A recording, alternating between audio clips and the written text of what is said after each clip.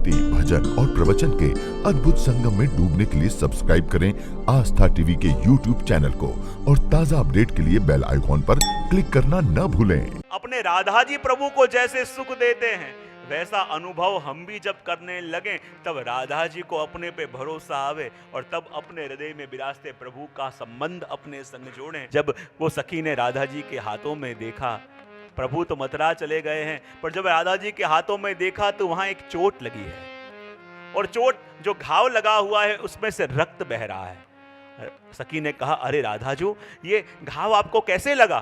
कि जब प्रभु ने मेरी कलाई पकड़ी थी तो प्रभु के हाथ में धारण किया हुआ कड़ा, वो कड़ा मुझे लग गया और उसकी चोट के कारण रक्त बह रहा है। गोपियों ने, अरे प्रभु को तो यहां से पधारे अनेक समय बीत गया और इतना समय होने पर भी ये आपका घाव अभी तक रूझा क्यों नहीं, इसमें रूझ क्यों नहीं आई?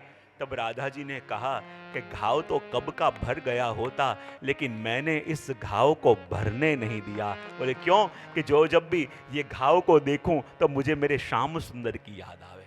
और जब ऐसा ताप कि उनकी पीड़ा में भी, उनकी पीड़ा, उनकी दी हुई पीड़ा के अंदर भी उनकी कृपा और उनका प्रेम दिखे, तब मानो ये है राधा भाव का प्रेम। जब प्रभु द्वारिका में पधारे और रात्रि के समय में भी जब 16,000 रानियां प्रभु की सेवा कर रही हों और भगवान अचानक राधे राधे कह के जागे और राधे राधे कह के जागे, तब उन 16,000 रानियों को लगता था कि ऐसे ये राधा जी कौन हैं और ये राधा जी का ऐसा तो कैसा प्रेम है कि हम 16,000 रानियां मिलके प्रभु की सेवा कर रही हैं, फिर भी प्रभु उन राधा जी को भूल ना पाए।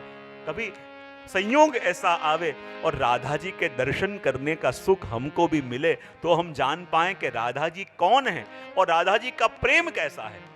और ऐसी कथा मिलती है कि जब कुरुक्षेत्र में सूर्य ग्रहण हुआ और सूर्य ग्रहण के समय जब सभी ब्रजवासियों को आमंत्रित किया गया और पता चला कि राधा जी भी यहाँ स्नान के लिए आने वाले हैं और वो 16,000 रानियों के मन में चटपटी थी कि हम भी दर्शन करें कि हमारे संग रह के भी जो प्रभु जिस राधा को भूल नहीं पाए, हमारे संग रह के भी आज भी प्रभु जब पहुंचते हैं और प्रभु के रोम रोम से राधे राधे राधे ध्वनि होती है, वो राधा जी कैसी होंगी?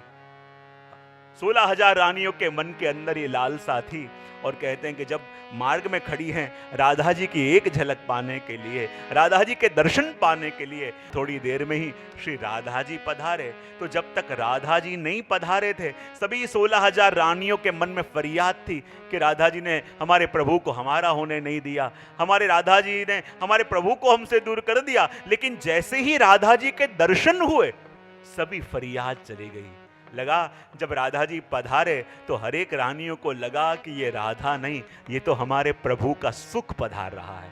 और कौन ऐसी स्त्री होगी जो अपने पति के सुख को देख के नाराज हो, अपने पति के सुख को देख के जो दुखी हो। और राधा जी जब आए तो ये भाव ही चला गया, उनका हृदय प्रेम से भर गया, उनके हृदय में से ऐसा आनंद उभरा कि आंखों से प्रेमाश्रु आ गए कि तो मेरे प्रभु का सुख है। और राधा जी को विनती करी और कहा कि कृपा करके आप हमारे कक्ष में पधारिए। और राधा जी ने कहा ठीक है। राधा जी को पधरा के जब 16,000 रानियां उनके पास ले गई और कहते हैं उनका स्वागत करने के लिए आपको एक दूध का जो पात्र था वो अरोगाने के लिए दिया। और राधा जी ने वो दूध अरोगा और कहते हैं रात्रि के समय में जब सभी रानियां ठाकुर जी की, द्वारिकाधीश की चरण सेवा कर रही थी और कह रही थी कि आज हमने राधा जी के दर्शन करें और वो तो साक्षात प्रेम स्वरूप हैं, वो तो साक्षात आपका सुख हैं। और जैसे ही प्रभु की चरण सेवा कर रहे थे उन्होंने क्या देखा कि प्रभु के चरणों में छाले पड़े हुए हैं।